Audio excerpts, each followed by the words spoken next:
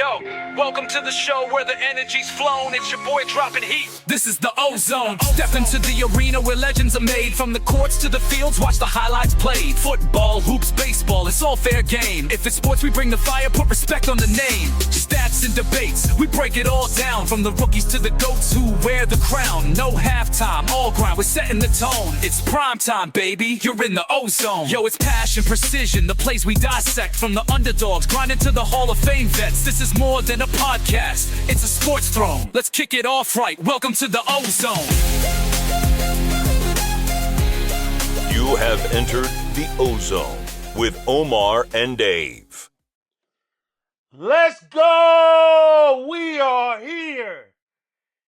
And you guys have officially entered the Ozone. And you're probably thinking, your boy's in WrestleMania mode. Because I'm here, Bret Hart in that thing, baby. We got the Sage, we got the T, and we are definitely showing love to the greatest wrestler of all time. We're discussing WrestleMania 41 both nights, baby. But you know I cannot preview WrestleMania without introducing the best co-host in the biz. My man, super producer Dave. Brother, it's the same week. How we feeling, though? Give me a hell yeah. Oh, yeah. I'll give you a yeah. All right. But I'm excited, bro. WrestleMania, finally here. We've been building to this. We've been talking about it with, our fans and people who are interested in wrestling. And we finally are here. This is the weekend. This is the Super Bowl of wrestling. So let's get into it, man. This is the big daddy of them all. WrestleMania. It don't even matter when the wrestling business is cooled off or hot or whatever. WrestleMania is always big. Obviously, wrestling is as hot as it's ever been, and it's still hot. It's a jam-packed show. But before I get started, brother, I gotta give the shades to the fans, as Bret Hart would do, as he did to a young VAR back in the day. But he lost his shades because his house went on fire. We still don't believe that story. But, brother, let's get into it. Night one is main evented by three big guys. One, he's accustomed to this. We already know the tribal chief, Roman Reigns, against, I don't know, this man has so many monikers, so many nicknames, I don't even want to mess it up. But we know it's Seth freaking Rollins. And then the man who's never main evented WrestleMania, but now he's main eventing night one of a 4-night buy one, get one free extravaganza, Mr. CM Punk. For those that know, you know where I got that from. Brother, it's the main event you've been wanting for a while. I'll give you credit. You have said this, I would say, even before Royal Rumble. Before we even knew, whether, was Roman going to rematch Cody? Was Seth? Were they going to go Punk? You had said it from the beginning. You wanted to see this triple threat. You got it. What's your thoughts on it? So, when you made the comment about CM Punk, right, it's fascinating, right? CM Punk has never highlighted or main evented a WrestleMania. And as popular as wrestling is to this day, you can't tell me that Roman Reigns is more popular than CM Punk. His name actually rings bells the way that like a John Cena does, like a Stone Cold may do. There are people who don't watch wrestling anymore or at all, but they will be able to tell you, I know who CM Punk is. And if I told them Seth Rollins, they'd be like, who? That is the interesting part of that.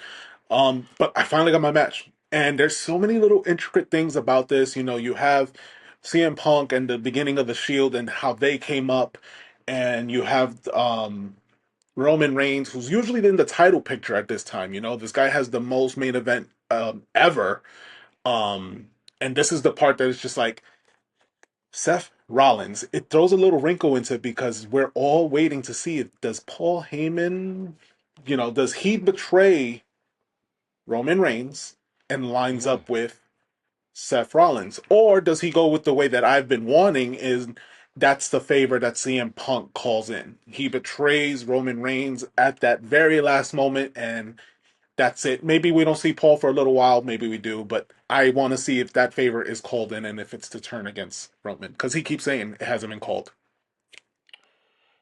My only thing is this, and I'm excited for the three-way match. I just don't. I just obviously, obviously with big names like this, a title doesn't have to be in the picture. It doesn't. Nope. But I wonder what's next. If you get Heyman to maybe he turns on Roman or he turns on Punk and sides with Rollins, or if he sides with Punk, what's the end game? What's the point? What are you screwing Roman out of? That's my question.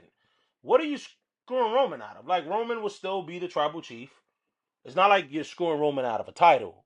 So that's my only thing. I can't process now unless maybe that then leads into this the winner of this match potentially going against either Gunther or Jey Uso, which we're going to discuss later on, or are they going to go against John Cena and or Cody? Now the only thing I would say if this happens, then it might be to a bigger picture is if Heyman does side with Rollins, because you did hear the promo that Rollins cut this past Monday, and people are really dissecting the words. And I'm gonna be honest, the way Triple H and these guys are writing the show, man, these last couple years, they've been cooking. So you really gotta dissect it word for word what these guys are talking about. And what you And see, not just words, right, but and what you what you see. see, yeah. And the good thing about WWE is they have such a big library, like people know. So like the callbacks to, people on Twitter are showing the promos from, years ago where Heyman tells CM Punk, like, I'm gonna walk you down the aisle when you main event WrestleMania finally and blah blah blah. So it's dope that they're adding in those things. But what I'm saying though is Seth Rollins set these words, what's best for business. And that was something that the IWC, the Internet Wrestling Community, for those that may not know, they went out and found when John Cena said that at the what was it? Was it I don't know if it was before the Royal Rumble or at the Royal Rumble or whatever.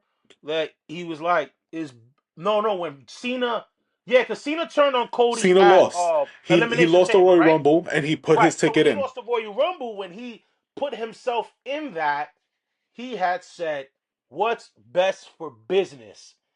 So now people are trying to do that connection as, do we get heel Rollins?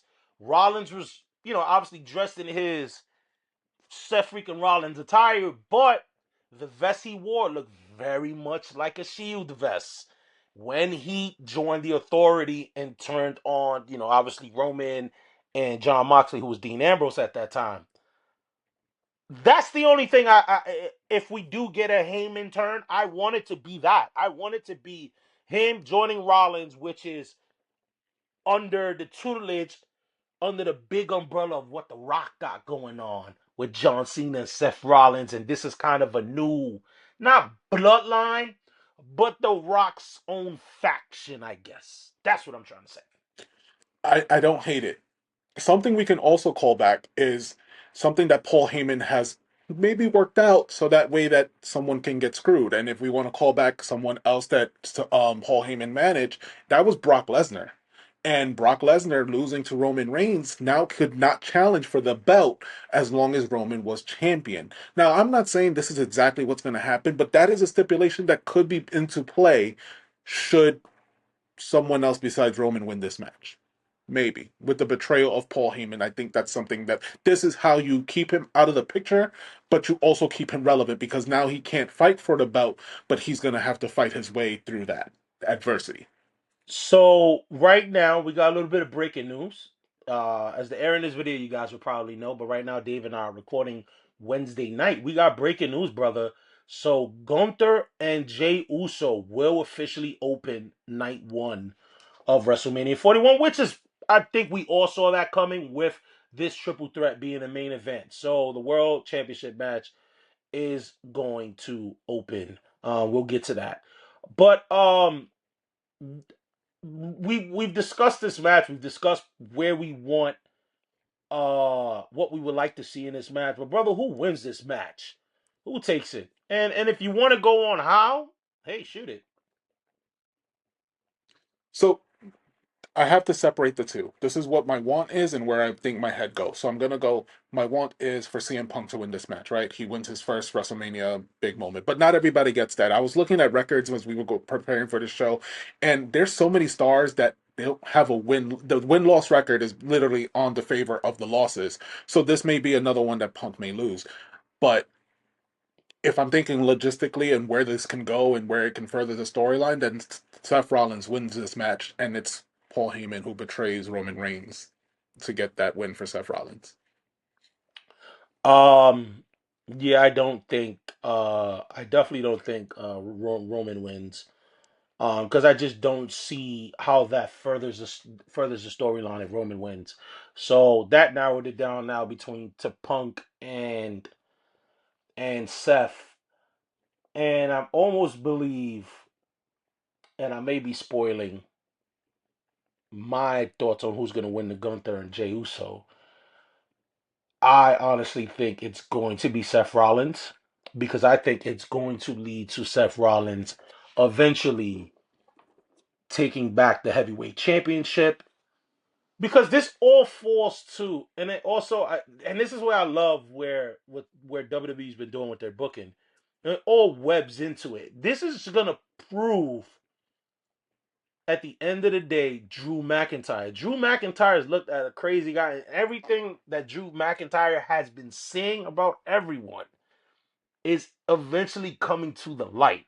So when Seth eventually turns heel and does what he got to do or whatever and finds a way to get the world title back, it's only going to prove Drew right of what he's been saying about Seth Rollins for all these years, the same way he said about CM Punk. So, I wouldn't mind a fully healed Seth, and the way he's been carrying himself, I think that's the direction where they go.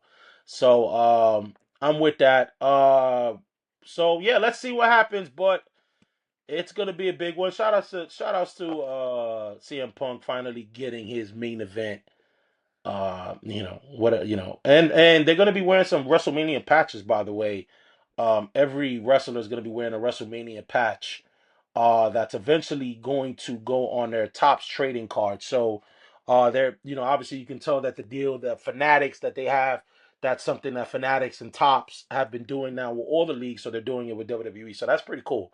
Yeah, Um, they're trying so to build up let's that get brand to for the cards. Yeah, yeah, that's dope. You're gonna get people. So, if you're a trading card kind of person, you go and you open up your WrestleMania Tops card. You might get a Roman Reigns with his WrestleMania patch, and Dave's gonna upload the image of the patch and Tops breaking the tweet. So let's get on to the next match. It's my girl,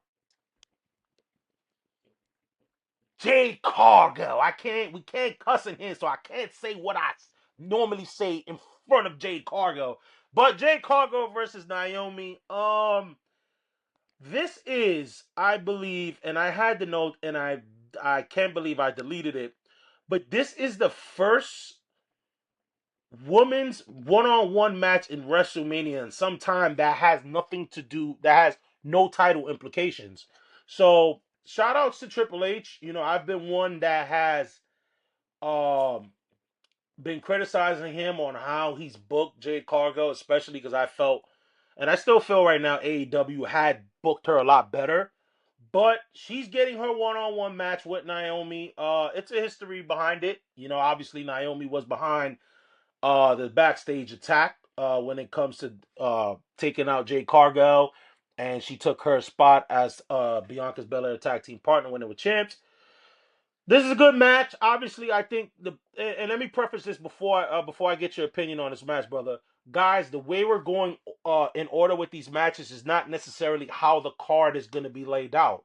As we touched on, we discussed the triple threat match, but that's going to main event. So we're just going to go over the matches. This is not how the matches will be laid out at WrestleMania. So I think this is a classic, brother. Babyface WrestleMania moment match. That's really what it is. Let Naomi. Naomi's a vet. Let Jade Cargill look good. She gets her WrestleMania moment. She'll get the flex. They might show her daughter in the crowd, and that's what we got. That's definitely gonna be a match that's gonna come after a banger. So it's kind of like that cleanse the palate kind of match. But that's my opinion. Yeah, this is one of those matches where you have to appreciate it because of we watch AEW. We are fans of Jade Cargill for that incredible run that she went undefeated for. If Omar, you can remember the stat, how long did she go undefeated? It was how many matches? Almost a year. Almost, yeah, a year, about a year. Yeah, but I don't what know the the you exact remember the matches, but number? it It was was a like year. 60 I'll something. check. There we go. But where I'm excited for this because one, it puts Jade Cargill on the map. This is her first singles match in WrestleMania. Last year was, I believe, what, the triple threat match with her, Naomi, and Bianca. Leading up to this WrestleMania, I didn't know where Bianca was going to be put into this mix of where she was going to be for this PLE. But I thought the match that I wanted to see was Jade Cargill and Bianca Belair, just two beautiful black powerhouse women just going at it. But we're getting Naomi, and I think that, like you said, she is a veteran. She has been in her few WrestleManias already. She knows what to bring to the table. I do expect that moment of Jade shedding a tear, just soaking that in, and you want her to soak that in because this is a special moment for her. Jade, the thing with Jade is that I see her career not focused on wrestling going forward in the next couple of years. I see this Jay as a Cargo, sorry, brother. Jay Cargo's 60 match winning streak that spanned over 580 days. There we go. So she had an impressive run, and some of them were really like absolute like stars that she faced. Some of them were like run of the mill girls that you probably will never hear of again, but there were some like really good competition in She her had a rise to get Goldberg there. build. Like they built Yes. her, with jobbers and, made her look dominant. But like you said, she did have big wins with credible names. So for Jade, I think this is one of those things that like this is a launch platform for her to do something else. And I think for her it may be something a lot of people want her to be Storm in the X-Men. A lot of people want her to be an actress or do something else and I see that as where this launching pad takes her. But as far as her wrestling goes, proud of you. You're getting your first WrestleMania moment by yourself. Soak it in, enjoy. Everybody enjoy Jade. Yeah, what I like what you said, brother, and I think it's easier now because they added mid card titles in the women division with the Intercontinental and the US title, is that now you can finish the Jade Naomi storyline, and now you can get into maybe her now contending while Kristaps Porzingis is in AEW right now. I'm sorry, guys. We're filming this on Wednesday. I'm sorry, I got sidetracked. Porzingis is there. They're in Boston. So, sorry, brother. I'm sorry. I got to be professional here. Um, yeah. So I think that's something that they carry over. Give her a mid card title. You know me. I'm TJ. So we're gonna have our first title match. Um, I'm. You know what? I was gonna say this for the end, but this match I don't care about at all, and that is the tag team title match between the New Day and the War Raiders. I do not care for this match one bit, bro. I really don't. This will be the brother. Do you need a sandwich kind of match for me, brother? You need something to drink kind of match for me. I do not care for this match at all. I'm sorry. I'm on the same page with you, and I think this is more so the fault of WWE. Brother, for the last, what, 5 years maybe or so, we've been complaining the WWE Tag Team division sucks. It just plain old sucks. And this is like, there is no credible team out there besides maybe the New Day and the Usos are split. Besides that, WWE doesn't have great tag teams, and the Viking Raiders, they may try to build, or whatever they want to call them at this point because they have so many names. Um, this is skippable. Honestly, like I'll be making my drinks. I'll make a dark and stormy, and maybe add an extra shot so I can forget this match even happened. Maybe Big E comes Yeah. out. That's the only thing I could think of. Big E comes out something with that match. Oh, that would be kind of cool then. Yeah, if he can come out and kind of like, uh, cause them to. But I also think this. I also, if I had to pick, I want New Day to win because I just don't think the War Raiders are. Look, they were good in Ring of Honor when they were the was it War Machine. But they're just they're just that, like, you know what I mean. I don't care. I do know that New Day has they have had a little like resurgence. in their gimmick since going heel, and because New Day was getting stale. But like I said, this is not a match I want to see. The Street Profits right now are not gonna be on either night, and it would have been cool to have them. Word is they're going to be defending their titles on SmackDown. Which But is one of you those know, things that still makes you think. Like, this is the things that make me question. Like, I get it, you want to save title matches for the Raws and SmackDowns of the week, but it's your pay per view. This is the pay per view. Why wouldn't you want to put your tag belts on the line? yeah, that's my thing. I hate when titles aren't, you know, because at the end of the day, I get it, like storylines and all of that stuff. The goal was to be the champion, and no matter what, In world WrestleMania. champion, tag champions, all that. The How do you make your belt important? Hello, have it on the biggest show. Every title should be defended on WrestleMania. There's no excuses now. There's 2 nights. And we're going over this card and we're going to go over night 2. There's some matches you can take out to put in place or even add. So, um, yeah, I think that's pretty corny. But I think also, brother, like you said, it's a lack of tag teams. And I think they figured uh maybe WWE feels the same way about us with New Day and the War Raiders, and they feel like maybe we don't want to throw another TV style tag team match at WrestleMania because that's what this match screams. This match could have easily been at least a main event of this past Monday, or it could have been a main event for the Raw after Monday. Brother, you know what I I would mean have Raw after preferred if you're WrestleMania. if you're asking my personal opinion before we decide to carry on. I know NXT is going to have their own event at Stand and Deliver. And I think it's taking place Friday or something like that. One of these days.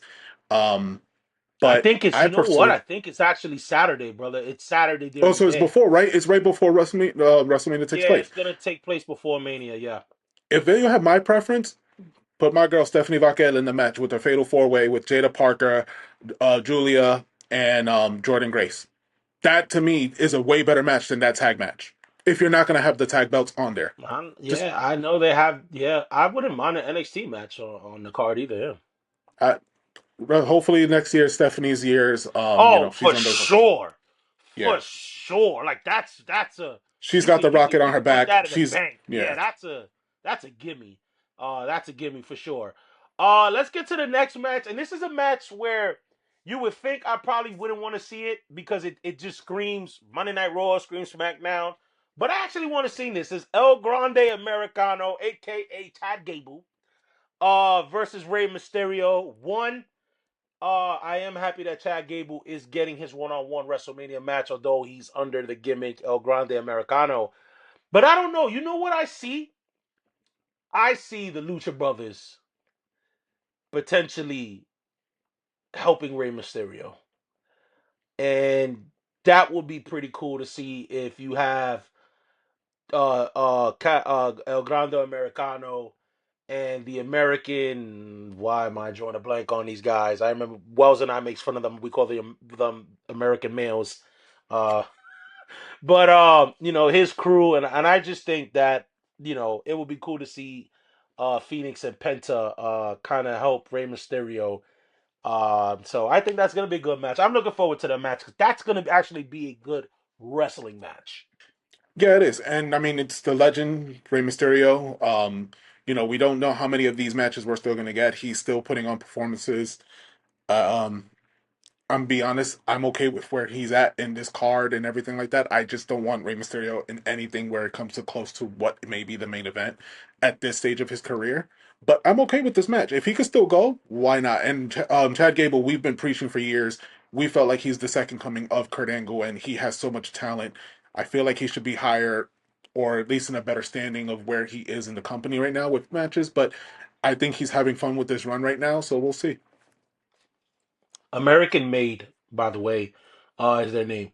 Um, Okay. yeah, I think you nailed it on the head. Chad Gable can go. He showed that he has a personality. He's very much like Kurt Angle in that sense, where he can go in the ring, uh, and he And has he's that funny comedic backstage. timing. Yeah. Yeah. And they asked him, he was on Chris Van Fleet not too long ago, and they asked him, Now with hindsight 2020, he should have been the one picked as Kurt Angle's son and not Jason Jordan. That would have been cool. So let's get to it. This so far another title. This is the second of four titles. Yeah, four titles that's being defended. No, wait, one, two, three. Yeah, four titles, and that's Jacob Fatu, the Samoan Werewolf versus LA Knight. Yeah, There we go. uh, we didn't this practice that, by the is way. We did not practice that. we did not practice that. We did not practice that. This is like this match is definitely very similar, so I feel like, to what we said about Jade Cargill and Naomi. This is the Samoan Werewolf Jacob Fatu's WrestleMania moment. Unfortunately, it's gonna be on behalf of LA Knight, which I don't think he has his WrestleMania moment yet, but he's getting his one-on-one match. This is going to showcase who Jacob Fatu is. Obviously, if you watch wrestling, you know how talented this guy is. I think he's arguably he's the best big man in the business as far as what he can do in the ring, flips and kicks and just everything. This is going to be his moment. I would be shocked he doesn't win the U.S. title.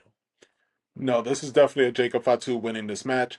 Um, it just comes at the cost of our guy LA Knight losing. You know, I cannot tell you what is the reason why he is not in a better standing. That's something for him to say later on, other people to say. But LA Knight is gonna get the bad end of the in this one. If I cursed or if it came out as a curse, I'll bleep it. But he's got the bad end of this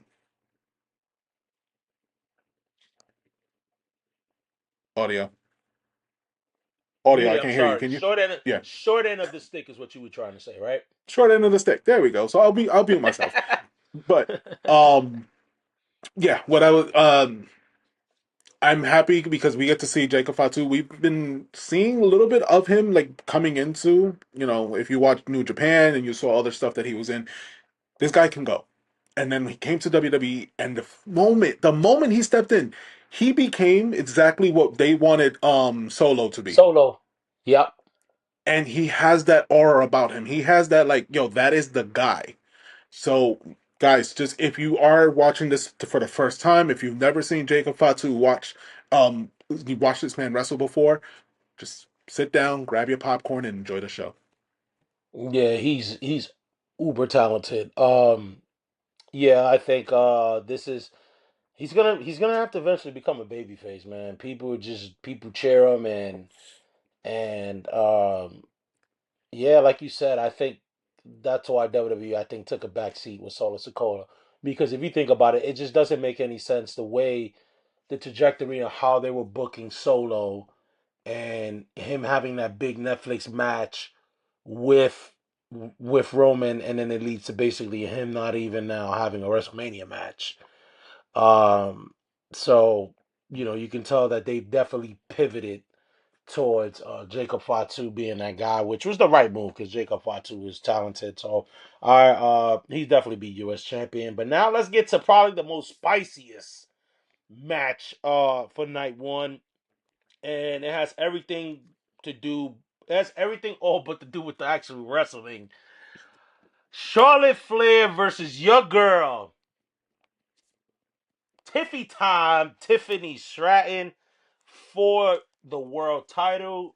Tiffany's defending it, arguably against the best wrestler in the business, Charlotte Flair.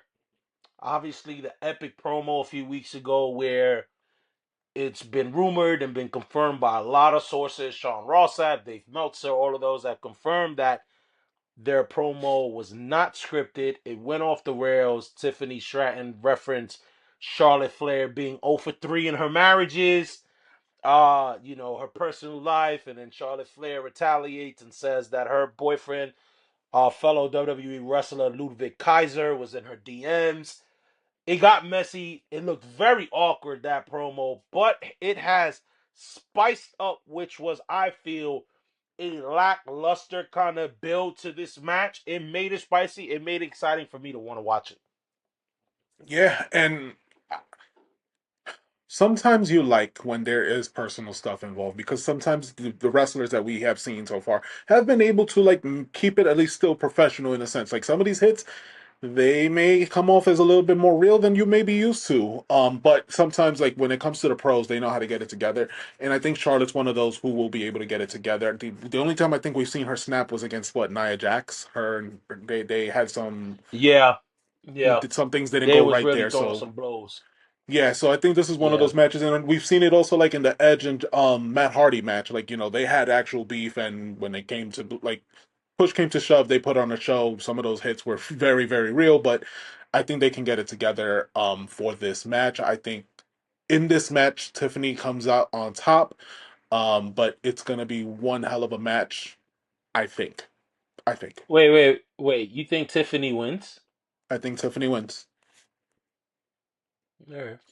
Um, I do agree with you. With obviously like if there's a little heat, if you could be professional, obviously we all know maybe arguably the biggest rivalry in WWE history is my man Bret Hart and a guy who I despise to this day, Shawn Michaels. And but that made their matches great.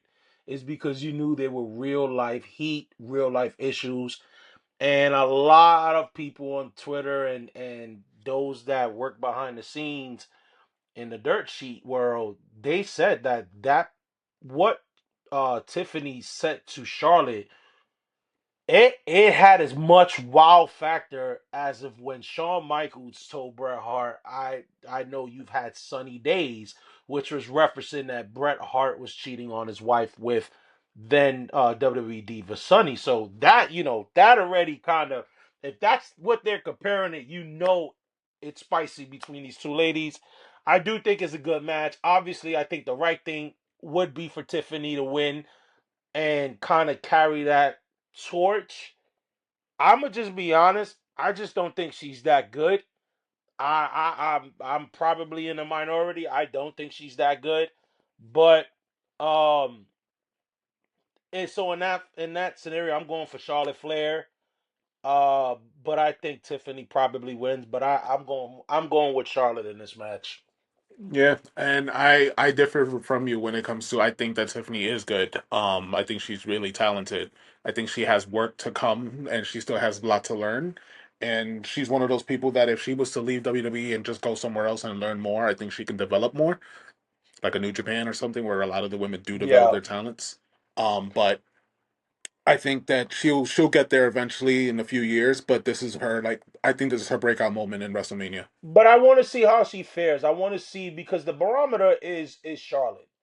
And when WWE put Rhea too soon, which was the WrestleMania, obviously in the pandemic, you could tell that Rhea wasn't quite ready yet. And you saw it because when, you know what I mean, because Charlotte is so, top tier level talent. Now you could say the contrary, where she's that top level, she should make Tiffany look good. But I just hope we don't see that where it's like, wow, okay, maybe a little much too soon. But I agree. I think it's gonna be a coming out party. If you really now that we're going over the card, bro, it looks like a lot of these matches are gonna give people their moments.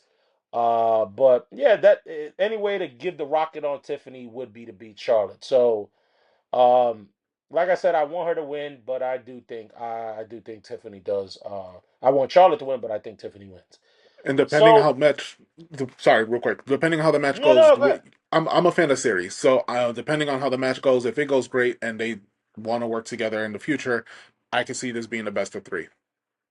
Yeah, you know what? And it's funny that you mentioned that because I do think if the match is good, I think that's the direction they go. If it's not, I can easily see it them pivoting and just not going with it, not going with it further.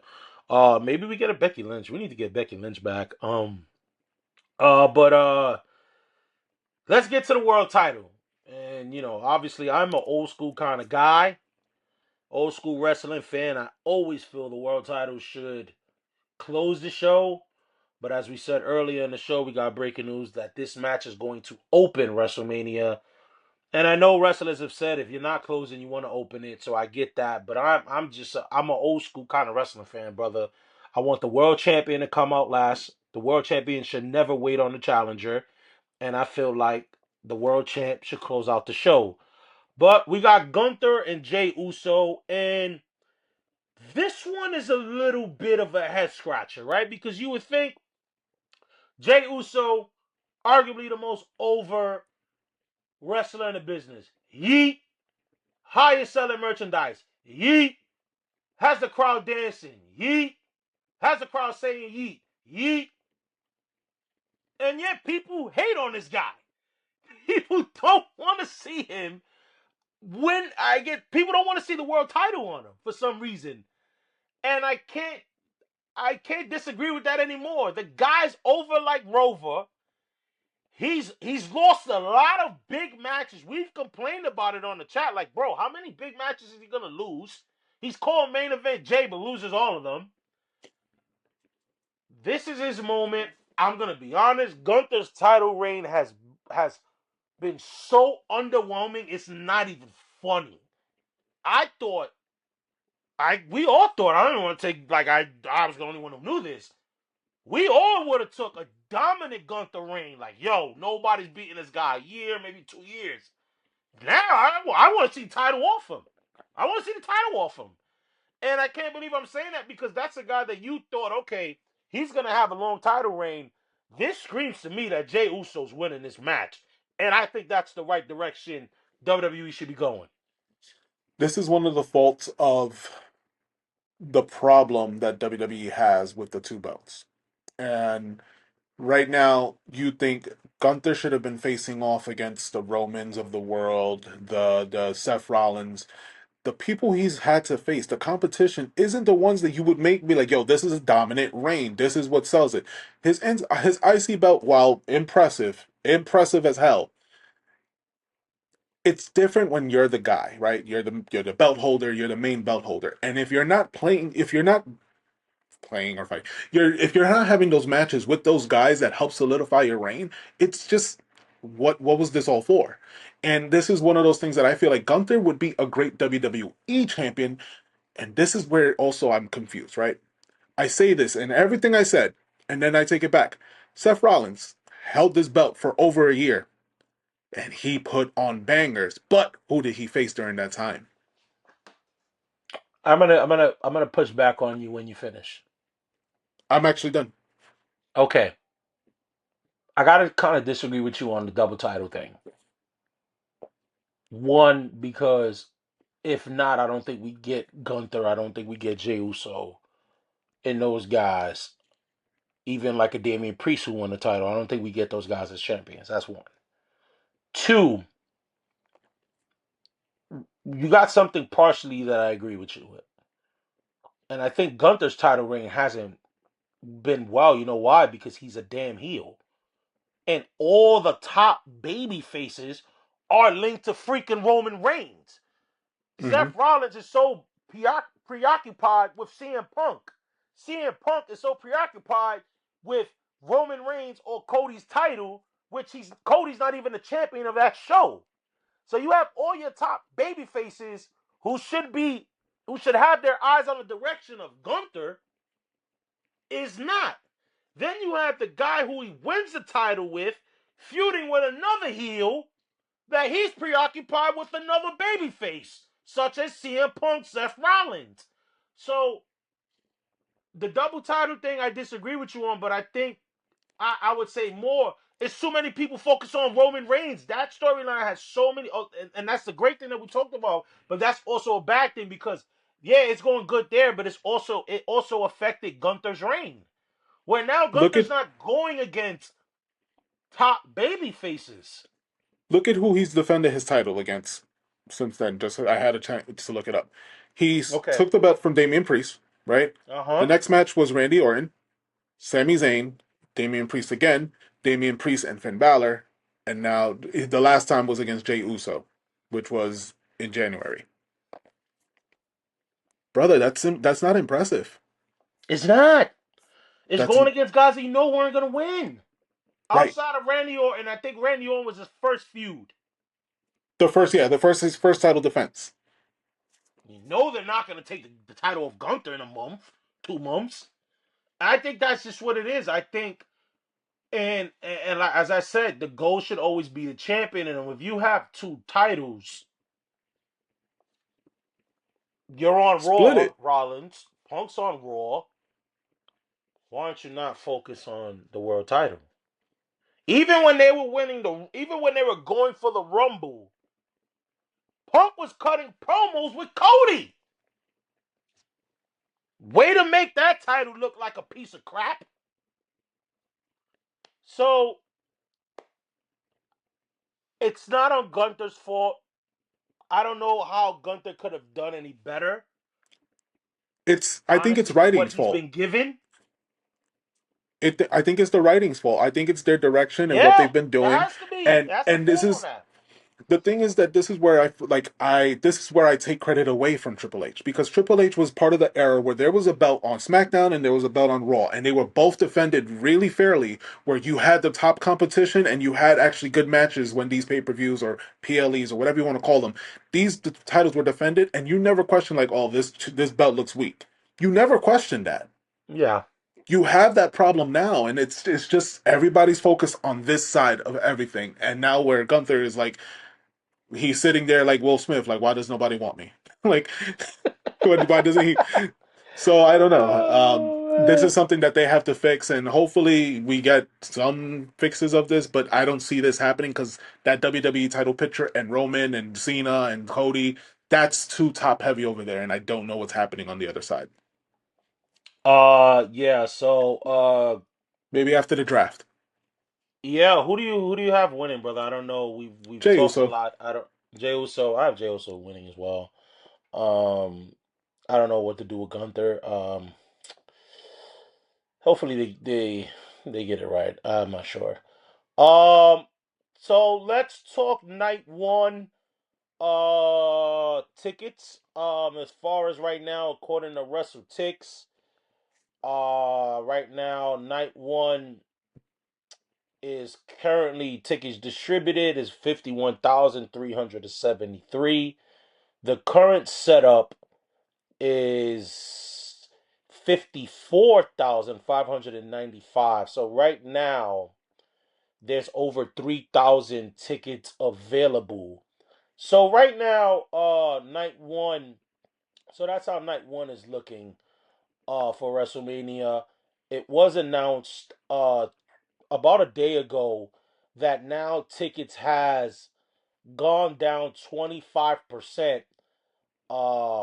Ticket prices on both nights for WrestleMania 41 have dropped to 25% compared to last week. Now I know that although those are still great numbers, I don't care. You can get 50,000, bro. That's a lot of people. But right now they're not on pace of last year's WrestleMania, which in Philadelphia they sold out both nights 60,000 pretty easy. Now the complaints has been about the prices and the bundles, and I do gotta agree with it. Although WWE is very hot and they've been hot, but a lot of people are getting on TKO, who owns the WWE. They also own UFC. Is that TKO is being very greedy. And I think Triple H is unfairly being blamed for it. He has nothing to do with how much tickets, go on sale for. But right now it's looking like I think they'll eventually get the 3,000 from today and Sunday. So, brother, we discussed I guess loosely, but let's just put a like a button. Let's put a bow on this. What's the match we're more excited and least excited for? I want to say the one that we're most excited has to be the triple threat between CM Yeah. Punk, Roman Reigns, and Seth Rollins. The one we're least excited is the one that I want to easily replace, and it's the one with New Day and the whatever Raiders, whatever they want to call themselves now, Viking Raiders. The War Raiders. They were the There we Viking go. Raiders. They done changed their name about 4 different times. This But man, yeah, sorry, this at the time of this recording right now, Will Ospreay is about to take on Takeshita, and if you're not watching, you should, or you should go back and watch it because I'm pretty sure this is going to be a good one. I'm gonna watch. I want to rewatch Dynamite because I'm not gonna lie. I got it on mute. Obviously, it looks like it's a good show. And shout outs to AW. We did mention it this past Sunday's episode that this episode is making AW the longest running live wrestling show on TBS and TNT.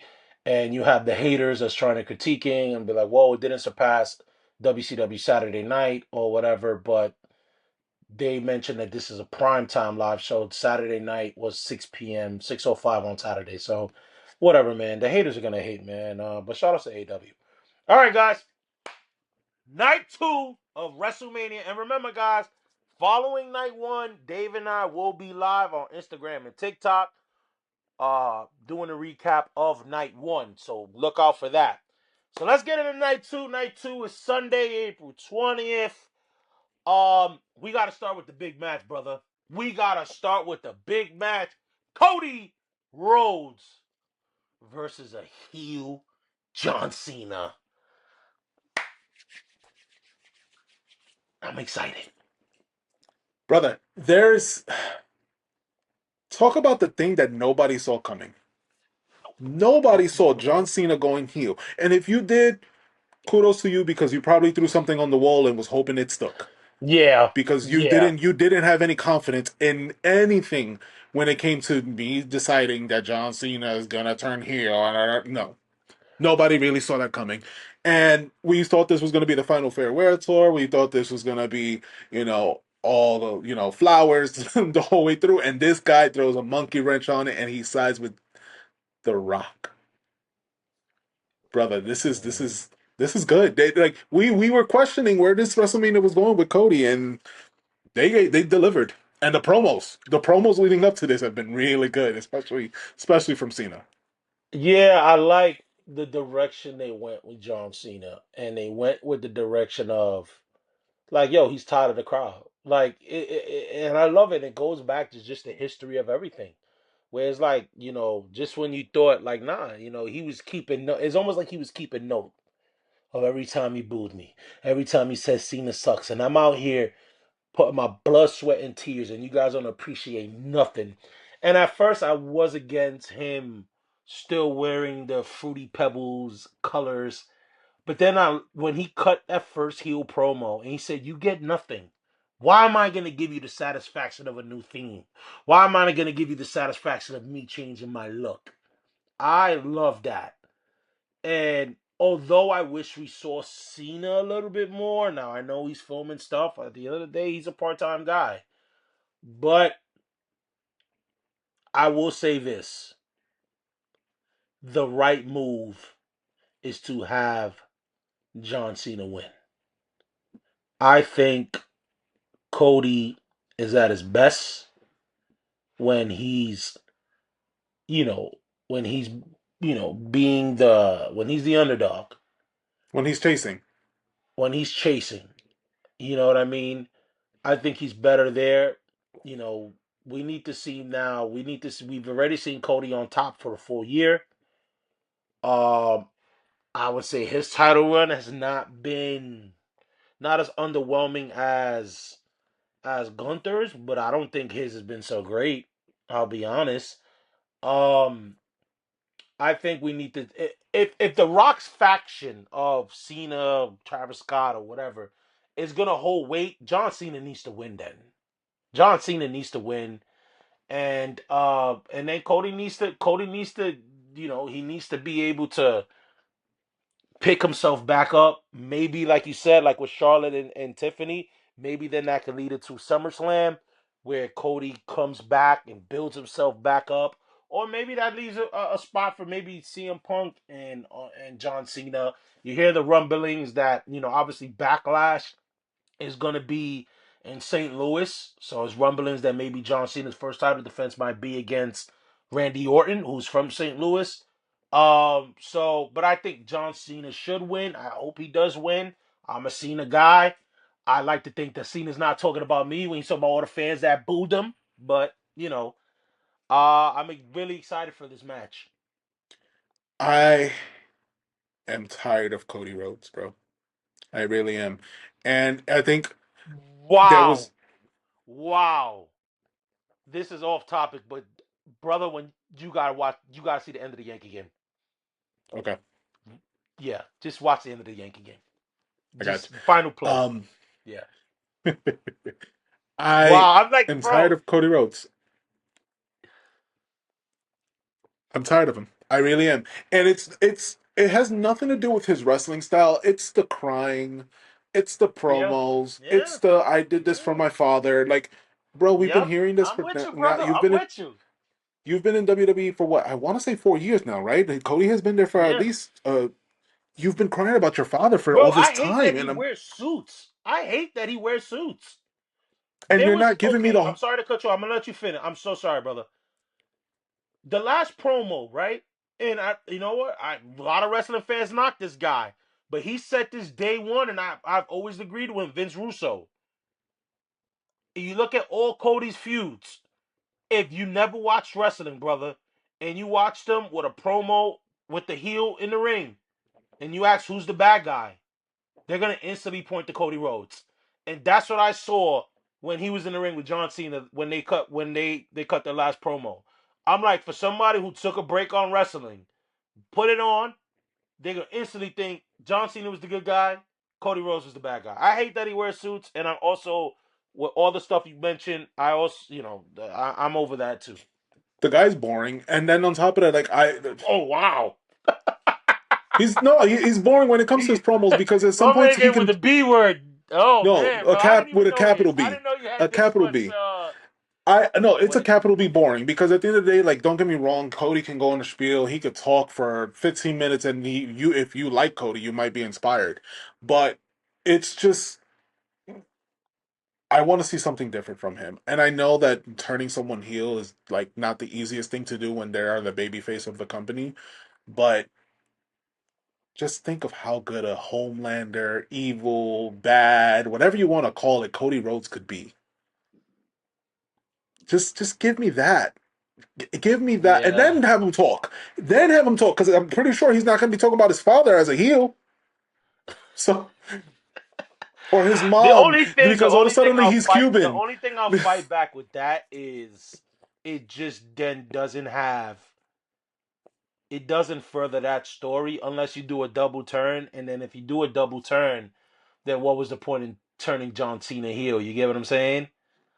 I think Um, it's down the road. That's what I want to see. Down the I road, think you become a could heel. get a hybrid of both. I think you could get a hybrid of both where he's so upset that he does he doesn't he does unconventional Cody things, but I'm with you on this. I think Cody needs a smack in the face as far as I think he's become. I think if he beats John Cena, and someone, Raj Gary, who from Wrestling Inc. said this could very much be like WrestleMania 18, where The Rock went against a heel Hollywood Hulk Hogan in at the Toronto Sky Dome, and they had to change that match on the fly, where the fans were cheering Hogan so much that The Rock had to wrestle as a heel, Hogan had to wrestle as a babyface, and they kind of ended up switching gears. Like a couple weeks later, Hogan eventually turns babyface, and I think this is something that WWE and all the producers should have in the back of their minds, bro. Because if you think like that about Cody, and I have my thoughts on what Cody is, there's a lot of people who probably think that way as well, and you might get a lot more cheers for John Cena than you do Cody, and that's not supposed to be intended that way, you know. Right, and it happens. It happens when it's somebody like a John Cena. It happens when it's the legend. That happens, right? It's just you. I feel like with the Cody Rhodes stuff, if you want to capture the audience, and my thing is that we talk as people who are grown. We talk as people who are obviously we know that this is fake, this is storyline, this is scripted, and all that stuff. But you have a whole generation of kids that they do cater to. This is the other problem about wrestling too. There is a generation of kids, and they are the kids who tell their parents, "Poppy, Mommy, I want this shirt, I want this toy, I want this thing, I want all this merch." And that is also another side of the business that we don't talk about as much, but they do move the product. They do move everything. So I understand where they may be like, well, the kids don't want to see a heel Cody Rhodes, not right now. So that's something that also could be in the play of everything else. But for me to refresh it, just let's see what Cody Rhodes have him snap, have him lose his belt. Have us see little things by overtime, like, yo, I've been doing the right thing. I've been doing the right thing and it's not going my way. Maybe I should change my ways.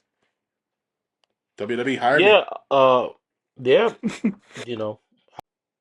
All right, so brother, we got another title match on the card, which is Judgment Day, which is Liv Morgan and Raquel Rodriguez versus Bailey and Lara Valkyria, I believe. I hope I didn't botch her name, the IC champ.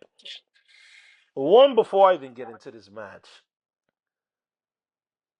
as we touched on about night one, you have the Intercontinental Champion on the card, not defending her title, going for another title. Like, And here's the other part, bro. In a match that we know that they're not going to win. That's the other part. They're no, not going to win. no, You're not going to take the belt no, off they're not. of a Judgment Day. And recently, a few weeks ago, one of the announcers messed up and called Rhea Ripley the leader of Judgment Day or something like Yeah, that. yeah, That was hilarious. yeah, But yeah. you almost forget that they are the Judgment Day, Liv and Raquel. But I just don't get this match. Bailey deserves better, but I guess this is where she's at this point in her career. For now, of course, you always have these runs. And then Lyra, she doesn't excite me. She's a great wrestler. She just doesn't excite me.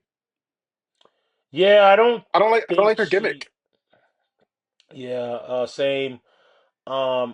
You know, it's funny when you mention that. I was when she defended the title against Bailey, I was like, you know what? She's going to.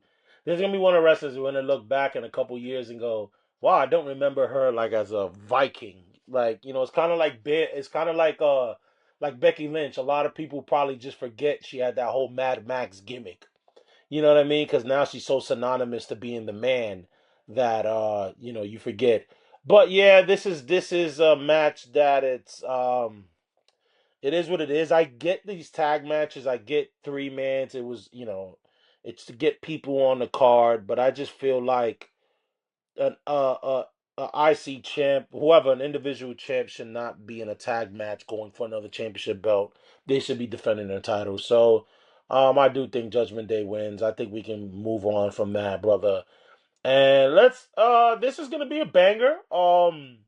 You got the street fight between Damian Priest and Drew McIntyre.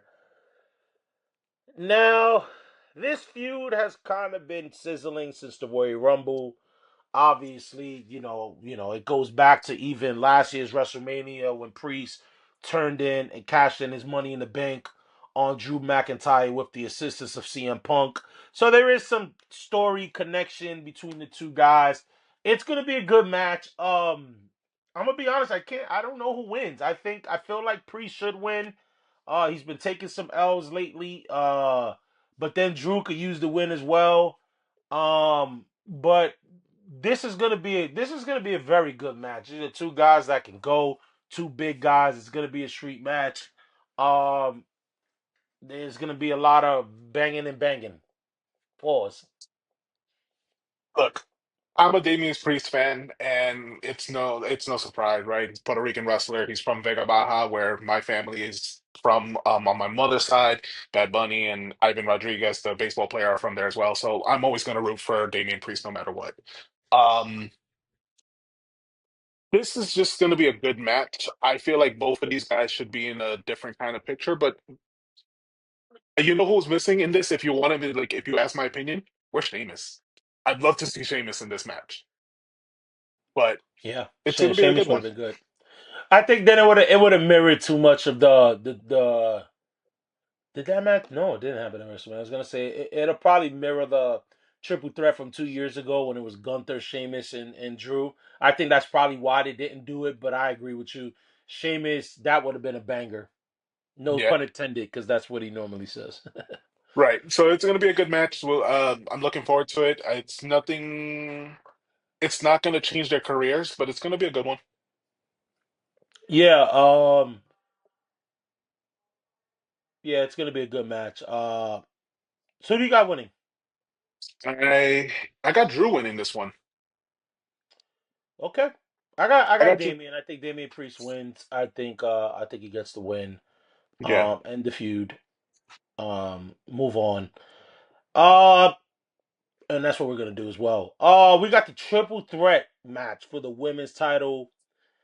This match, in my opinion, had a very awkward build. I think after Royal Rumble with Bianca Belair winning, I would assume all of us thought we were on a collision course between Bianca Belair and Rhea Ripley. Rhea Ripley then goes on to lose the title on a Raw to Io Sky, gets a rematch where, obviously, Rhea loses it because she was distracted by Bianca Belair, got a little too cocky. Io wins in the rematch where Bianca Belair was the referee. Obviously, you got your foolery. Doesn't happen. Long story short, Rhea Ripley gets her way. She gets into the match, making it a triple threat. What I'll say is this: what I've loved about this match, about this build-up, I think we're getting a heel Bianca Belair. I love it. Bianca Belair, I felt like it's very much like when Bayley uh was kind of getting stale as a baby face. Like, yeah, she still had the little girl, she still was getting those sort of pop, but I felt like the character was getting stale. And then Bayley switched and went heel. And I think this is where Bianca needs to go. I think this is the direction they should go with her. She had very much Bret Hart esque promos leading into it, complaining a lot. Why does Rhea need to be there? That is a very heel thing to do. That's not a babyface thing to do. It's to complain about, although she was right, but she complained a lot. And you notice she's wearing black a lot. She's wearing a lot of black. I love the promo. I love where, when they're doing the contract signing, Rhea Ripley's about to say something. She's like, man, you talked enough. You got yourself in the match. Just sign the damn contract so I can whip your butt. I love it. I think, obviously, this is set. Unfortunately for Io Sky, she's the champion now. But this is the way to, I think, to get Bianca with the title as a heel Bianca, and then that sets up babyface Rhea Ripley, heel Bianca going forward. I think Io Sky gets lost in the sauce after this match. These girls are friends from NXT, so I can see why they would want to work together for this match. But Io Sky thrown in this is just like the whole thing with her winning the belt and everything and throwing her like having this triple threat. Like this was supposed to be a Bianca versus Rhea match, and I don't get why they wanted Io in this. And don't get me wrong, this is like after this match is done, we're not going to be thinking about Io Sky anymore. We're still going to be thinking about the fallout and what happens going forward with Rhea and Bianca. They're still going to be going at it. So it's just unfortunate that Io is put into this, and while she may throw some stuff in the sky, what does it call her? The something in the sky. Yeah, something. Yeah, no. I'm sorry, Io. I really am. If you ever There are watch gonna this be someday, some like pure wrestling nerds like, why are these guys covering wrestling? They don't know exactly everything. right? Anyways, anyways, look, Io. At the end of the day, She's I like to good watch though. you. I do I like like to Io watch you wrestle, Sky. but this is not the match I I wanted think to she's see. good. I just But don't think this is the match I wanted to see. I think what, and I really hope people don't take this the wrong way. When you don't, when obviously English is not a second language, and a lot of the Hispanic wrestlers that come in, you see what Andrade and the Japanese wrestlers that come in, their inability to cut a promo hurts them. Outside of Asuka, that her character is so out there. And it's kind of like Shinsuke Nakamura. Shinsuke Nakamura knows a lot of English, so let me not do that. But her character's so out there that she can talk in Japanese and get some words in English and it gets her over. Io's not that way. Io, it's really hard. Like, she can't cut it, the promo. So obviously her wrestling is what she's great at. But like, as you touched on, I think people will forget about her, and I think this storyline moves on. I think this is just more to get her moment because she's been champ. She's a good wrestler. But I think this story moves on after Io moves on from EO after Mania. Uh, yeah. So who do you got winning, brother? Who do you got winning this match? Bianca. Yeah, I do too. I got Bianca I have winning, and Bianca I got winning. her winning. And did you know that she's about to be the most winningest woman in WrestleMania history so far? Like in singles matches. You know what's funny? Kudos to her. I'm pretty sure the record's not that high, unfortunately. No, no. Unfortunately, it's gonna be like five. It's gonna be like 5-3 or 5-2 or something like that. Yeah, But okay. but Yeah. I think Bianca got No, but kudos has to her. this, Kudos to her. and I think we see the final heel move done here. And I Yeah, think you know, I Bianca would like something. Belair. Yeah, I would Bianca like something Belair, to as come you out. yeah, as you touched on, Bianca Belair and Rhea Ripley has carried that torch from the four horsewomen. Bailey, obviously you got Sasha now in AEW, but you know, Charlotte, Bailey, Becky, they have taken over. They are arguably the two best women wrestlers in the company. Definitely the most over both of them. So this is if Bianca doesn't win, then I do want to see Rhea Ripley win, and that leads more into a crying, nagging Bianca. So if that happens, I hope to see that. But if not, I think the right move would be for Bianca Belair to turn heel and win. Just quick Uh, point. Just quick thing, bro. yeah, yeah. Go ahead. I wouldn't want to see Bianca lose this one because of the nagging and stuff. We already have that stigma of, black woman, loud, annoying.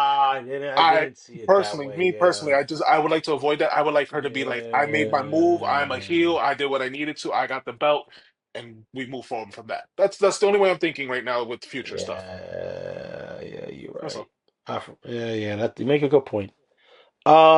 Let's move on now to I think is going to be a very good match. The IC title match is a four-way dance between the champion Braun Breaker, Penta. So Penta's going to get his first WrestleMania. Dominic Mysterio, Dirty Dom, and Finn Balor. This match is going to be good, man. I think this is going to be a really good match. Even, without the storylines, you just look at the guys, everything fits. You got Finn and Penta who can fight in the air. They're gonna get a lot of the hot spot moves. You got Braun Breaker, who's already going viral now with the way he's spearing guys. You know what I mean? And then you got Dirty Dom, who's probably has the most heat of any wrestler in both companies. Um, this is gonna be good. This has so many stories because Dirty Dom and Finn have been having their little they've been headbutting as far as Judgment Day, the direction of Judgment Day. Dom wants a new member. Finn doesn't feel that way. You can tell that Finn has been undercutting Dom and the rest of Judgment Day, and Dom feels like Finn is undercutting him. So you see the little civil bickering between Judgment Day. And then you have Penta, who Penta had a great one-on-one match with Ron Breaker that was I think Finn interfered, right? Judgment Day interfered. I believe And so. then you Yeah. have Ron Breaker, who is a star and he's a future world champion. I don't think his title run should be over.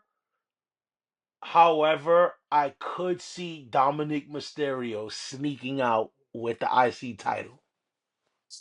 So that's where I was going to as well. I was leaning with like something happens and Dom just ends up with the victory here. Like of this Yeah. match, I think the ones to benefit the most of this, Finn Balor, I'm going to put to the side. Braun Breaker, Penta, and Dominic have the most to gain from this match as far as whatever they do, whether win or lose.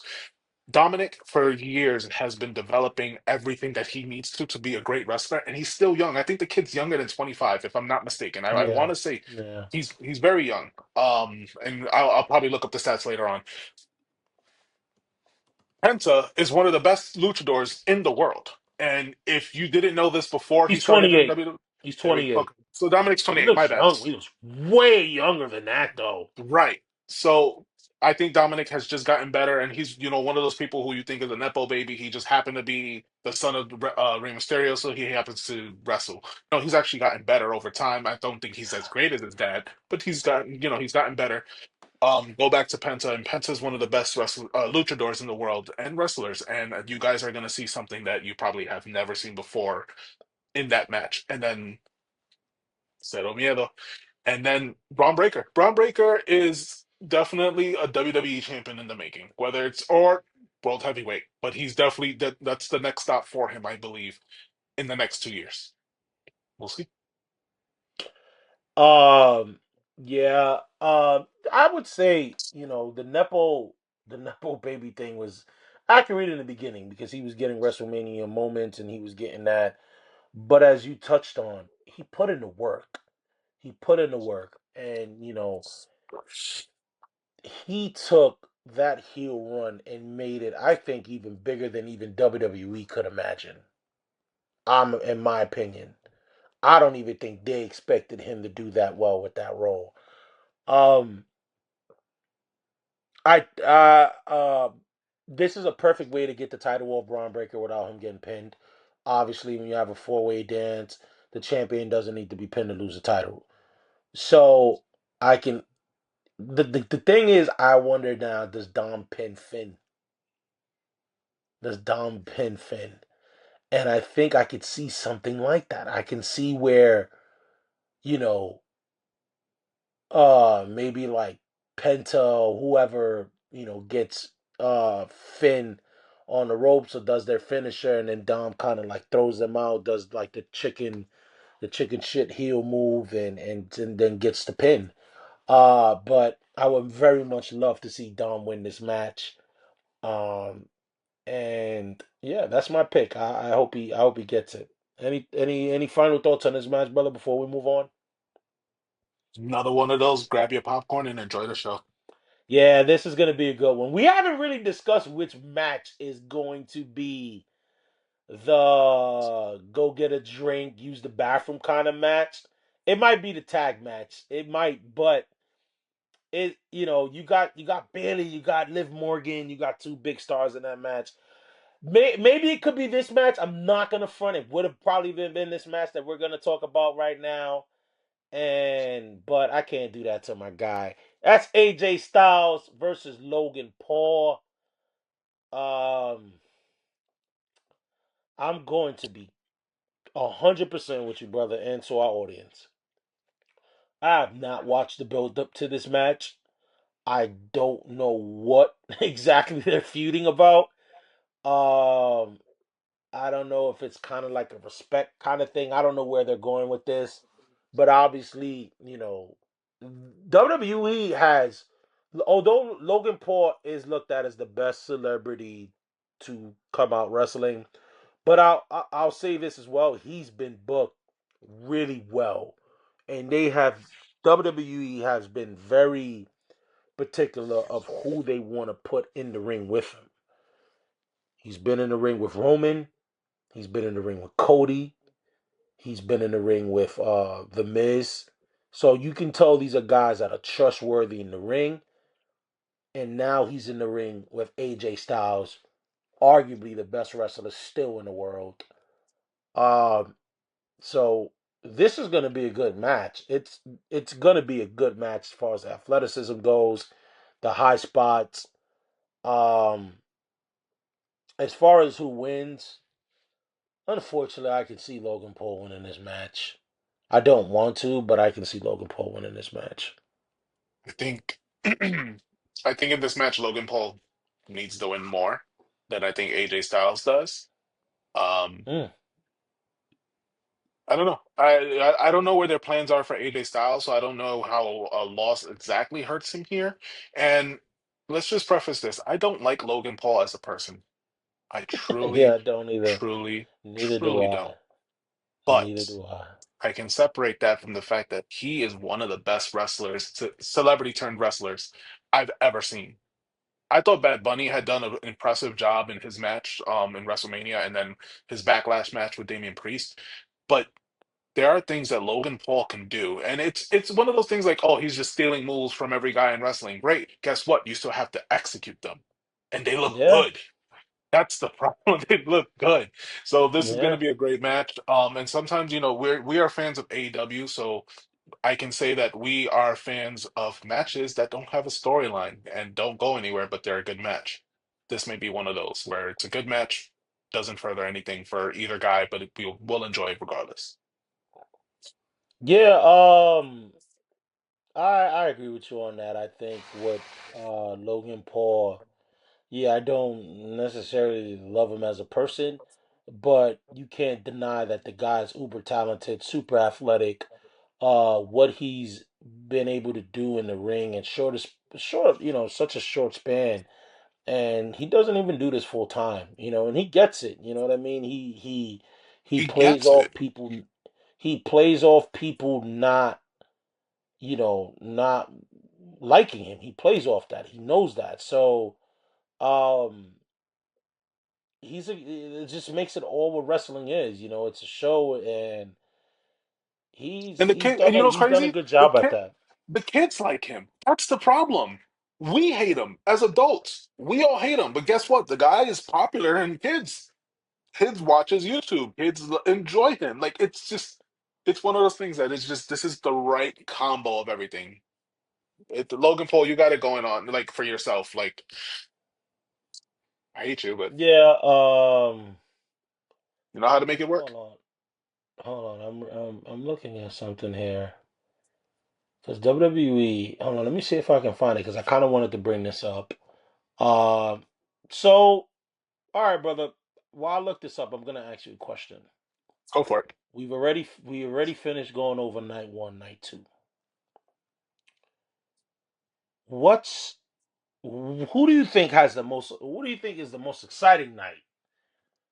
Uh, between night one and night two. What night? If you had to pick what show you were gonna attend, are you attending night one or night two?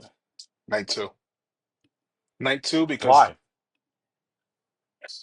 the matches look better. But you always when it comes to putting where your money is worth, when it comes to pay-per-views, when it comes to all that, I want to spend my money where I'm going to enjoy the whole show, not the last part of the show, not the beginning of the show. I want to enjoy my whole time there.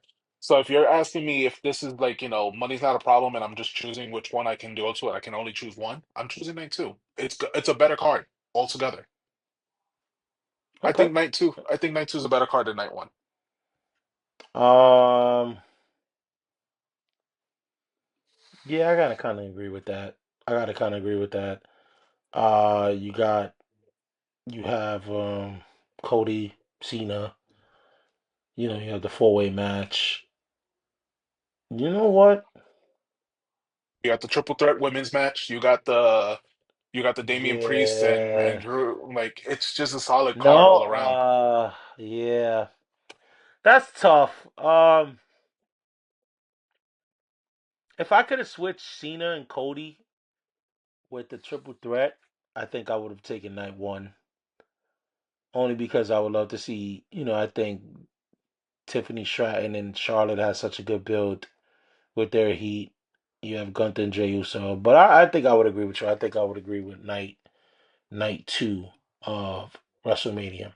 So in WrestleMania spirit, guys, and as we said, we will be going over the entire show. So look out for that. We will be live on Instagram and TikTok, uh, previewing each show. So, brother, we're not done yet. We're not done yet. And I didn't put this in the script. So WWE dropped their 50 greatest WrestleMania matches. Now I'm not gonna go over the 50, but I will go over the top 10. Matter of fact, I'm gonna go over the top 15 because I want to go over 15 and 11 because I feel like those matches already between 15 and 11 should be in the top 10. Now, you want me to go? I'm gonna go. Go for it. Number 15 is Hogan Ultimate Warrior WrestleMania 6. I forgot what was the build up for that one. That was the. Oh man, Wells. I know you're gonna watch this episode. Write it in the chat. What was the build up for the Hogan Ultimate? This is like the Ultimate Powers or something like that. Collide or whatever. 14, and I'll preface this right now, is my favorite WrestleMania match. This match literally made me cry as a kid, and that was Bret Hart Shawn Michaels WrestleMania 12, the Iron Man match, which I'm like baffled that it's not in the top 10. Then you have at 13, you have Austin Rock WrestleMania 19, which to me is the forgotten Rock Austin match. 12, you have the ladder match between Razor Ramon and Shawn Michaels, which is looked at as one of the greatest ladder matches one-on-one. I would disagree with that. And it's not because it's Shawn Michaels. I just think Triple H Rock SummerSlam 98 was better. But this is not a SummerSlam ranking. This is WrestleMania. That also should be in the top 10. But, and then you have number 11, you have Bret Hart versus Owen Hart. That's where Owen Hart finally gets the win over his brother. And this is why I say that. Because there are a few matches here in the top 10 that I don't think deserves to be in the top 10, which are the number 10, Ronda Rousey, Charlotte Flair, and Becky Lynch from WrestleMania 35. That shouldn't be in the top 10. I know why that's in the top 10. I know why, because that's when Becky gets her moment. That's when we get two-time two-belt Becks or whatever. And that made a list of another list that I'm going to bring up after this. So I can see why, but that's not a top 10 match of all time. Then you have number 9, Ultimate Warrior versus Randy Savage retirement match. I'm going to be honest. I didn't even know that was a retirement match. I don't remember that match. I'll be honest. Now, I know I was young, but we all got the network. I don't remember that. I'm being honest. Don't remember that at all. WrestleMania 7 is kind of like a wash. Anyway, WrestleMania 7 was, I believe it was supposed to be in the Coliseum in LA, and something happened. They ended up putting it in an arena. I think that was if I'm not mistaken, that was Slaughter Hogan. That's like bro, who remembers that? Now we get a little spicy. We get number 8, and I understand why this match is in the top 10. Hogan Andre, WrestleMania 3, Pontiac Silverdome. I get that. So I'm not hating that it's in the top 10. Number 7, Dudley Boys, Hardys, Edge of Christian, TLC 1. Come on, no debating that. Then you have 6, you have Roman and Cody from last year, WrestleMania 40, the Bloodline Rules match. That match is okay, no argument here. Then you have, at 5, you have Rock Austin from WrestleMania 17, the no disqualification match. I would fight that one a little bit. WrestleMania 17 is looked at arguably one of the greatest WrestleMania cards from top to bottom. But that ending of that match puts a little... It changes my position on it. Because that was when Austin went heel and the crowd was just not accepting of it. So that makes me drop it down a peg a few. Where I would take that match out the top 10 and easily put maybe... I would put, the Bret Shawn match or Shawn and Razor. You know what I mean? So, I would eliminate that match just because of the ending. WrestleMania number 4 obviously is looked at as one of the greatest WrestleMania matches of all time. No argument there. Ricky Steamboat versus Randy Savage at WrestleMania 3. Number 3 is Rock Hogan, WrestleMania 18. Obviously, that's icon versus icon. I may be in a minority. That's what I wanted to see. I wanted to see Stone Cold, maybe Stone Cold and Hogan, but Rock and Hogan, you can't argue that. This is where I get beef with. Because number 2 should be number 1 in my opinion. And number 1 should be number 2. So number 2 is, and this match is getting inducted it's the first match to get inducted to the Hall of Fame, yet it's not number 1. Bret Hart, Stone Cold Steve Austin, WrestleMania 13. Now I'm gonna say this. This created the Attitude Era, this match. It was the double turn Bret Hart came in as a babyface. Austin comes as a heel. The crowd is behind Austin. Bret's been doing a lot of complaining, blaming Austin why he's not the champion. They do the double switch. Ken Shamrock coming off his hotness from UFC. There's never been a better double turn in history. This match propelled Stone Cold, which is arguably one of the greatest baby faces of all time. Bret Hart forms the Hart Foundation. His complaining and crying results in Shawn Michaels making fun of him and doing all of this. Then you get this degenerate Shawn Michaels where you form DX. This is what the precursor to the Attitude Era. This is one of my favorite matches of all time. This is And this is literally number 2. But it's the first match to get inducted in the Hall of Fame of Hall of Fame matches. Now, look, Omar. number 1, I'm not crapping on number 1 right now because I'm about to reveal number Omar, 1. what's number one?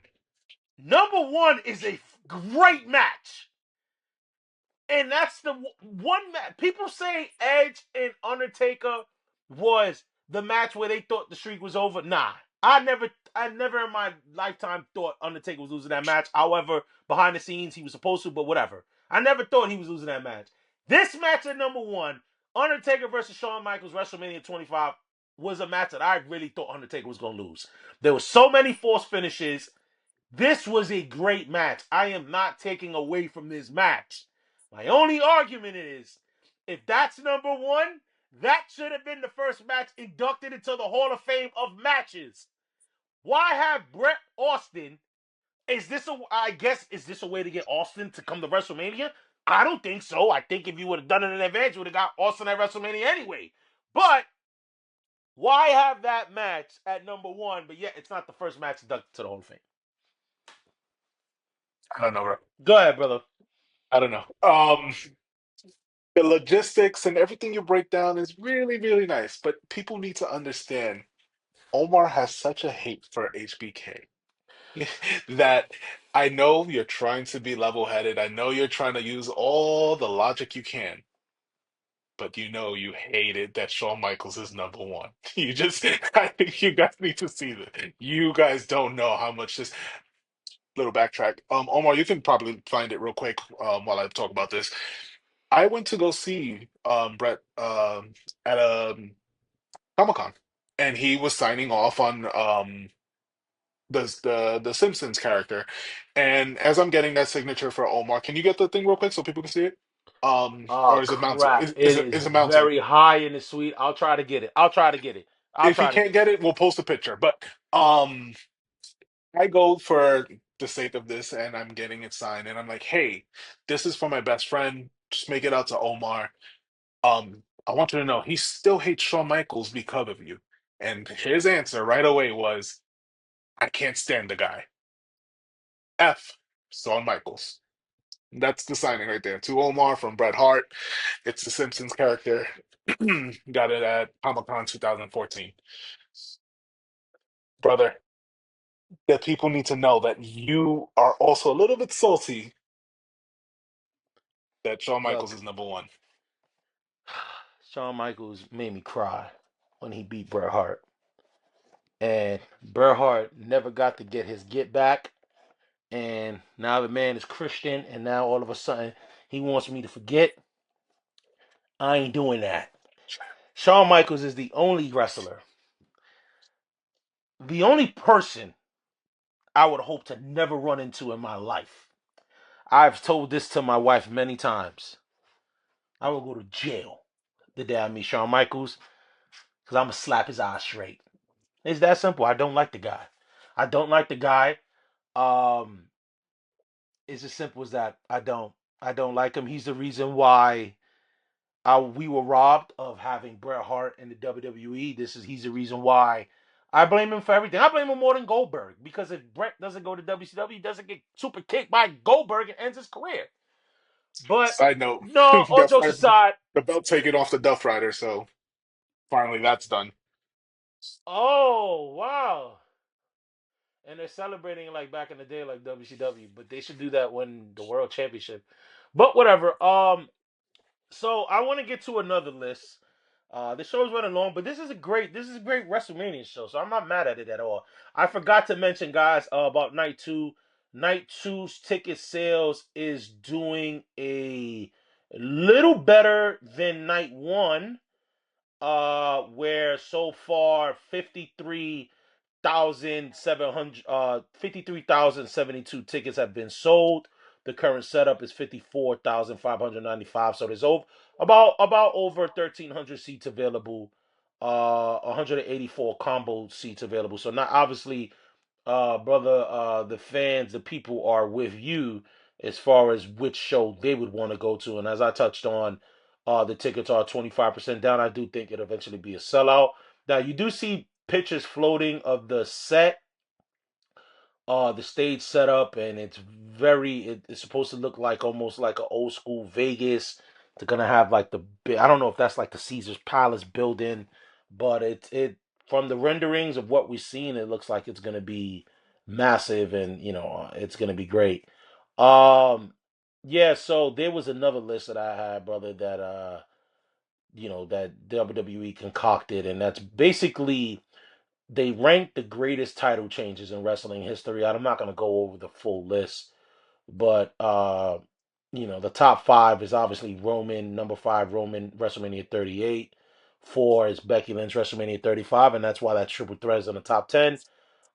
Then you have Stone Cold, WrestleMania 14. You have Rollins, WrestleMania 31. And then at number one, you have WrestleMania 40. Now, I'm not gonna really beat this list up. I will say this. I would have switched Rollins 3. And I get why it's 2 because it's the first time the Money in the Bank was cashed in at WrestleMania. And he came in during the Brock Roman match. But I'm about what this title what impact did the title change have? And when you look at number 3, which was Austin WrestleMania 14, and you have the iconic Jim Ross saying the Austin era has begun. That holds weight because that was true. Stone Cold was the hottest babyface in wrestling. You know what I mean? Like the guy was everywhere. He was Hulk Hogan status, minus the racism. You know what I mean? So I look at that. Now Rollins was big, but I don't think it had that impact. Now the reason why I don't fight it with number one with Cody, because I think Cody has that. I think Cody WrestleMania 40 was a big deal. It was a big deal. He's the hottest babyface. The business is hot as it's ever been since arguably the Attitude Era. So I can't. I'm not. I can. I could toggle now. I would put still Austin number one, maybe Cody two, and Rollins three. But I'm definitely not gonna have. I definitely don't agree with Rollins being over Austin there. You got no arguments for me as far as I don't know, when you first WrestleMania. announced I'm Cody. sorry, brother. What WrestleMania 38 was when Roman became the unified champ, right? I can double check if you want to keep going, and Yeah, I then think it. I I'll get think back it to you. is because yeah. It's when he because I'm like, yo, Daniel Bryan is 7, WrestleMania 30. That was big, but I guess 38 was him Roman and being Brock. the yeah, I guess it was him being the undisputed champion kind of put it over. Sorry, there's really no argument there. But wow, Damian Priest cracked it. Damian Priest WrestleMania 40. I guess maybe they ain't that many title changes. I guess that was significant enough because they did top 25, yeah. And honestly, Naomi winning at WrestleMania 33 is 21. So, whatever. You know what it Um, is? So real quick before we move on, WWE has a problem, and the problem is that they sometimes want to make the things that are happening right now so relevant that sometimes they try to value that more than their history. hmm, You preach. will see that many times when they create their lists. You'll have the match that happened like last week in like their top something, and it's just like that just happened. You're Yeah, forgetting over WWE is approaching how many? We're on 41 right now of WrestleMania, and WWE has been a company for longer than that. And sometimes there's so many things that are erased that we understand when it is, and we understand why we don't understand why some of it is. So there's a lot of recency bias when it comes to these lists. Just remember that when it comes to both of those Yeah. lists we just went over. Well, speaking of recency bias, we have the full 2025 Hall of Fame class. Now, you have some that really discredits this Hall of Fame. Obviously, as we said, wrestling is it's scripted, it's predetermined. So it's basically the Hall of Fame to some has always been looked at. It's one man's opinion. It's different in many sports where you have sports writers and that sort of stuff. But let's talk about the Hall of Fame class before we wrap up. It's gonna be, obviously it's headlined by Triple H, which is well I deserved. I don't think you get any arguments there.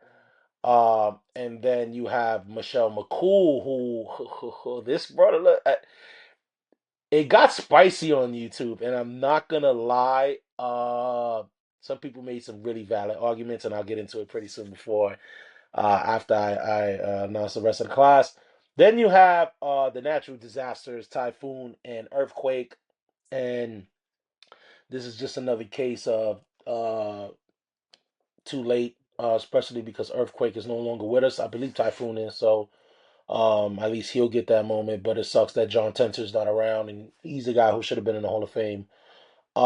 Then you have Lex Luger, another guy who should have been in the Hall of Fame a long time ago. Thank God he's alive.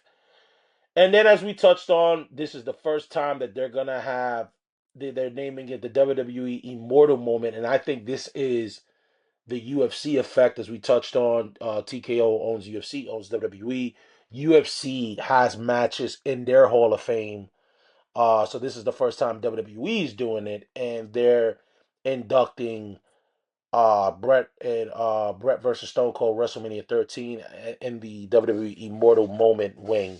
So one thing we're not seeing, brother, that the Hall of Fame normally has is the celebrity wing. We're not seeing any celebrities, and I'm going to be honest. I don't know if they're going to do it, but it's not built on this. The Warrior Award, which I felt they should have changed a long time ago. And it's balloons. Yeah, we're going to celebrate that the Warrior Award is not there. I do like I guess the motive of why they did it. I just think they should have renamed it, because you're not going to name an award for somebody that's supposed to be given to somebody who goes leaps and bounds to help people. That's named after, let's just be honest, a racist, a bigot, and is just an overall shitty person. Makes Hulk Hogan look like Mother Teresa. And yeah, so brother, what do you think of the Hall of Fame class? Yeah, what's your thoughts? Triple H is my favorite wrestler of all time. I've said this many times. Maybe not on this show. We don't cover wrestling as much as we are. We're probably talking the most about wrestling combined in this episode than we have in everything that we've recorded so far. But Triple H is one of my favorite wrestlers of all time. It is well deserved. He has done it all. He's made you want him as, he's made you like him as a babyface. He's made you hate him as a heel, and well deserved. Brother, I want you to dissect the Michelle McCool thing real quick. I don't want to spend too long on it, I'm sure, but dissect it for the people who don't understand this. Uh, I forgot to mention who's again inducted. I'll get into the Michelle McCool thing. Shawn Michaels is inducting Triple H. They haven't announced who's inducting the Natural Disasters. DDP's inducting Luger. A lot of people wanted Sting. I thought should be Sting.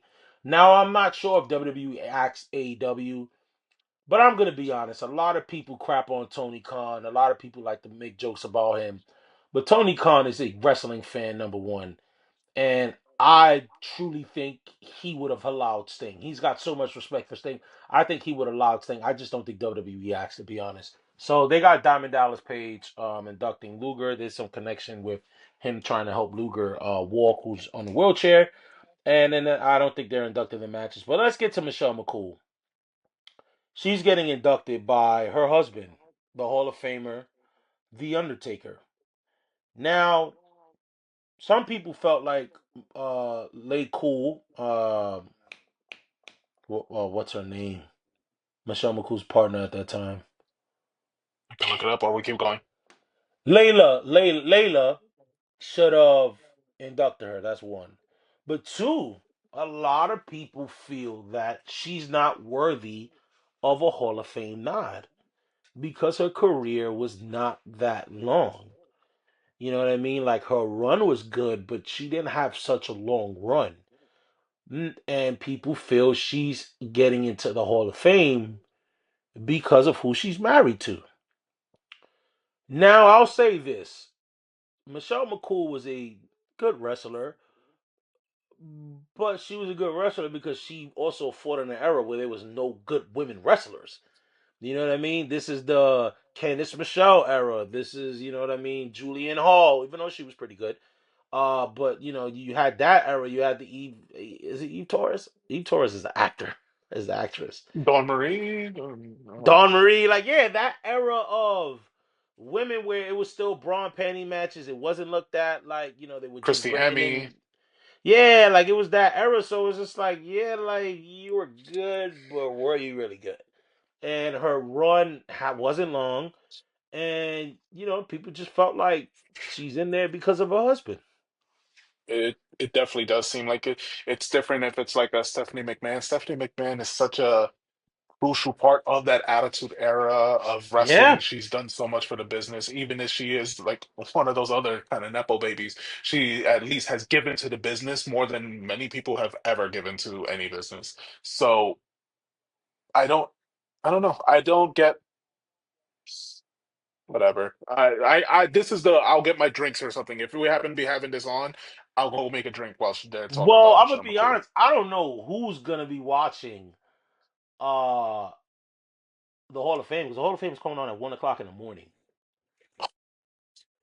Yeah, yeah. The Hall of Fame is coming on. Is on. It's 10 p.m. Pacific time. That's 1 a.m. here Eastern time. Yeah, I'm not watching. I'm not watching that. So that sucks. That you know what I mean. That the Hall of Fame. Nobody's gonna be watching it. But yeah, you know, good. You know, congratulations to those that are getting inducted. But yeah, but guys, this is gonna wrap up our WrestleMania coverage. Remember, guys, Dave and I are going to be live after night one and night two on Instagram and TikTok. So be sure to follow us on all our social media platforms: Instagram, TikTok, Threads, and X. I ain't forgetting about you, X. Guys, and remember that we still have our weekly episodes every Monday at 5. This is just beginning, Dave. This is just beginning, brother. We got a lot of work on our hands this weekend. We got Yes, we Knicks do. playoffs to discuss. We got WrestleMania. We got everything. There's a lot of stuff in my notes that we're gonna discuss on our regular episode on Monday.